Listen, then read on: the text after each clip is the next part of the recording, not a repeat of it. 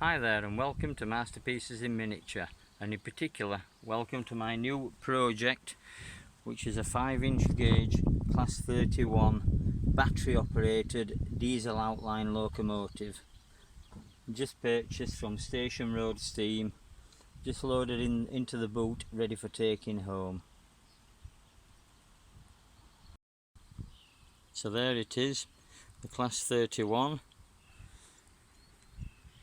Requires further work, but I have seen it run.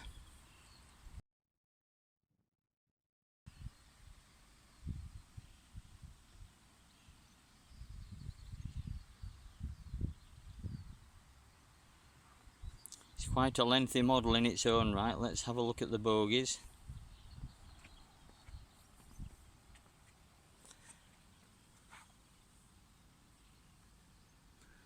There are 2 bogies, one at the front, one at the back, each comprising of 3 wheel sets and each having 2 motors on each of the bogies.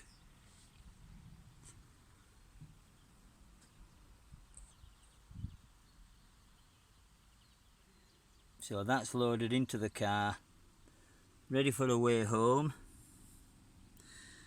and we'll see what we make of it.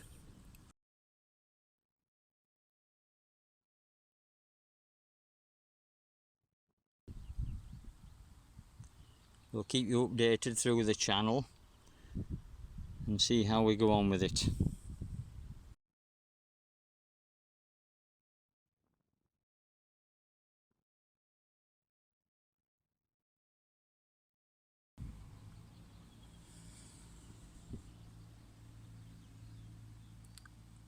Each of the motors drive onto nylon gears which are on the back of the wheel sets.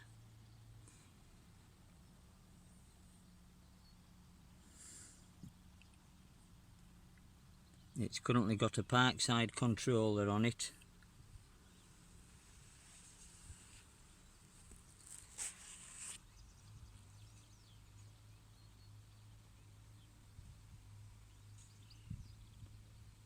We have had it going backwards and forwards with the loan of some batteries.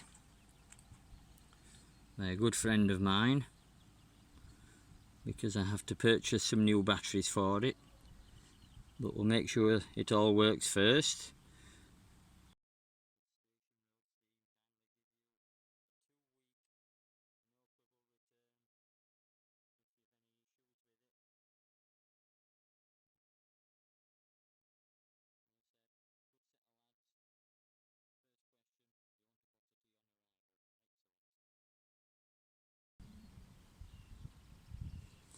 Right, I'll head off home and see how we go.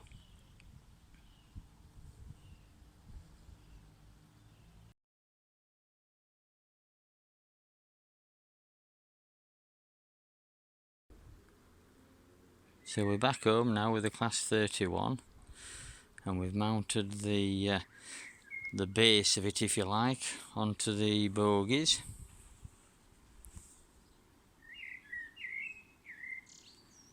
The straps at the top are to retain the batteries when the batteries are purchased and go in.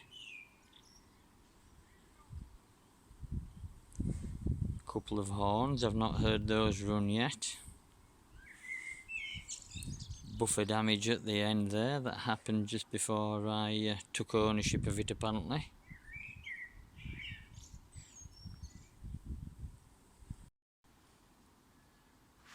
This is the Parkside Controller, the associated wiring that goes with it.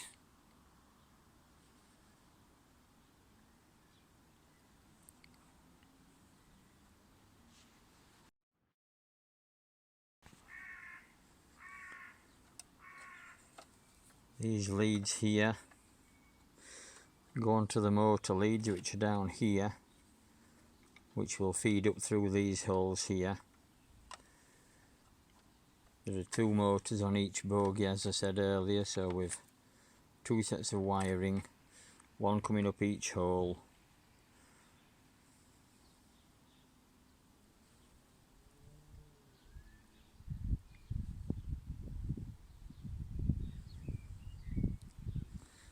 Again, we need a pin through this rod here, which is the rod which goes down through to the bogie and holds the bogie in. If I lift the Loco up slightly, you'll see. So I'm lifting the base and that's leaving behind the bogie. So ideally that could do with a pin through it. This is the hand controller to use to actually operate the locomotive.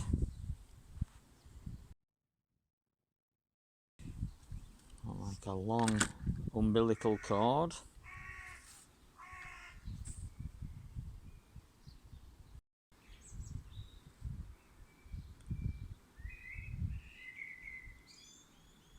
So here we have the body.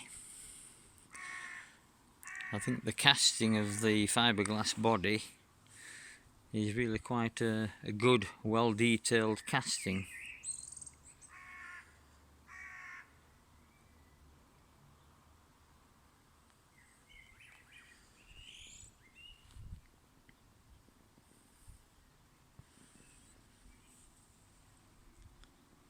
Obviously the paintwork and the finishing wants sorting out.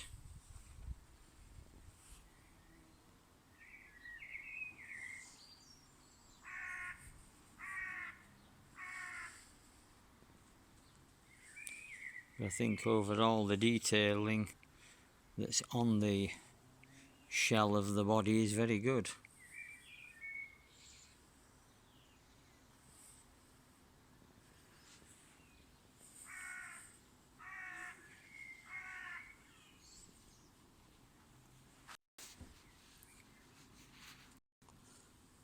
I would propose in the future to cut this hole out and put some proper meshing over the top there with a rotating fan underneath.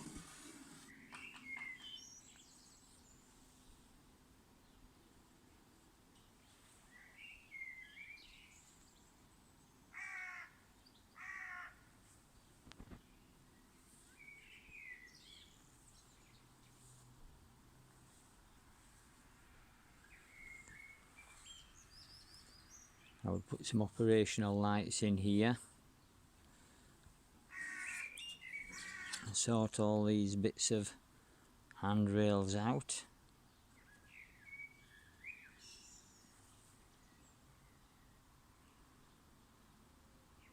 Give it a repaint.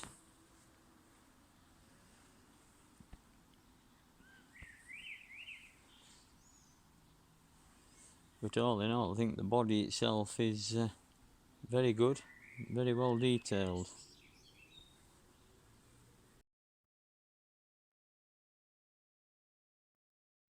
I don't know whose casting it is, who's made the body.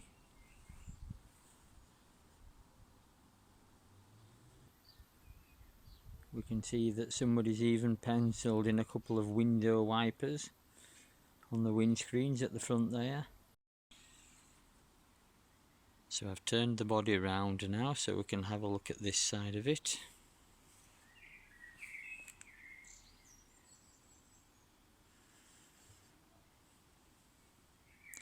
I've just been looking at the label just under the cab windows there.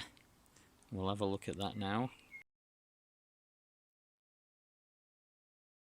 Not quite sure if you can work that out, but that says rail freight. So I'm guessing that these are rail freight colours that it's currently painted in.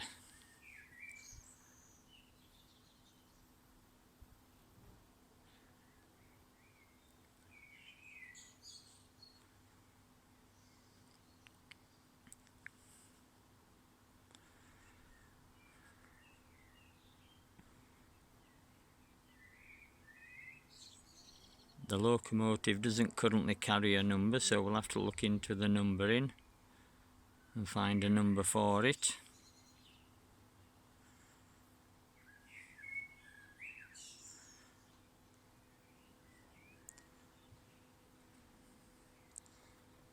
Obviously quite a bit to do, but that's what model engineering is all about.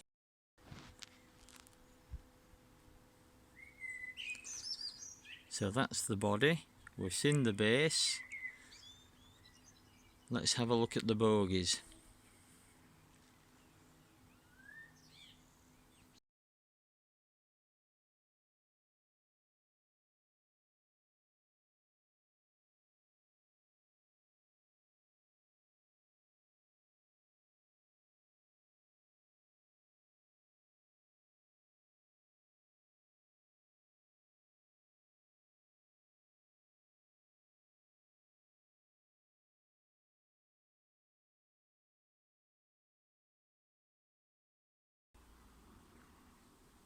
So here is one of the pair of bogies. This is the pin that goes up through the chassis body, and that's the one that we're talking about drilling and putting a pin through so they don't become separated. We can see the springing arrangement.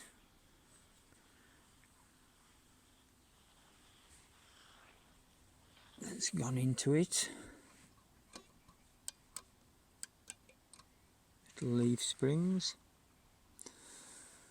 These are the springs that need the little hangers like the ones at the top there. They need some at the bottom, because as we can see, if I lift it up, it does actually slightly part company, and as I said, it moves about. I rather suspect it does appear to be captive at the top in any event, so it won't be lost, but better for it to have a positive fixing at the bottom, I think. Then it can't just slip off to the side and become a non-event spring, not in use. These are the electrical cables that we spoke about going up through the two holes in the bottom of the base plate. One there and one there. Those electrical cables feed these two motors, and the motors drive the wheels round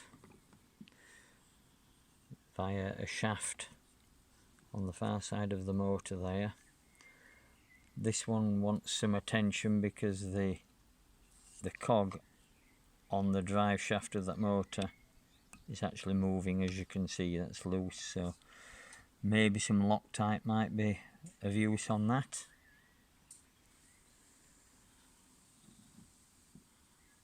You can see the operation. As the motor turns, it turns the big cog revolving the wheels.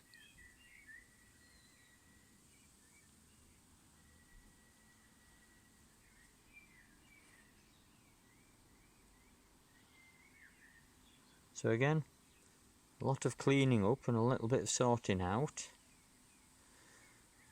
but certainly it's the basis of quite a useful locomotive, you know, just down at the club. If a steamer runs out of steam or goes defective, hopefully we can press this into service at the click of a switch and away you go. And this will be fantastic for the grandchildren to play with.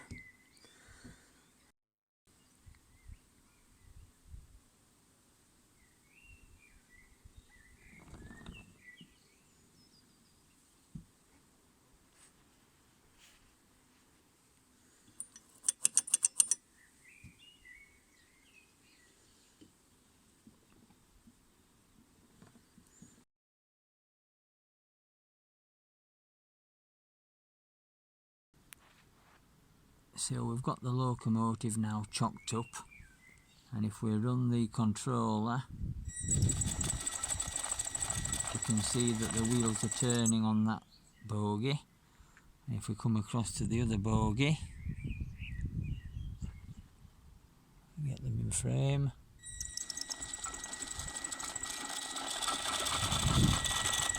You can see that only one of them is turning. this wheel should be turning, and the motor is actually driving, but because of the loose cog on the motor shaft it's not actually turning the wheels, but the motor itself is actually turning. So in essence we should have 4 decent drivers once we've fixed that cog onto that motor shaft.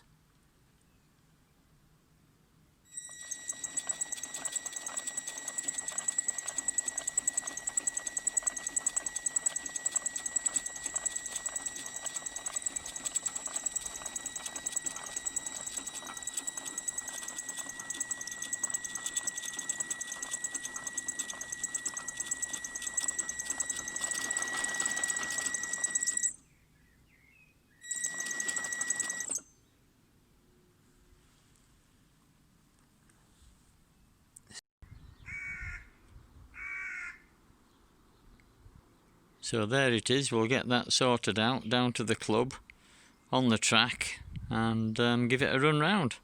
See how we go before we make any modifications.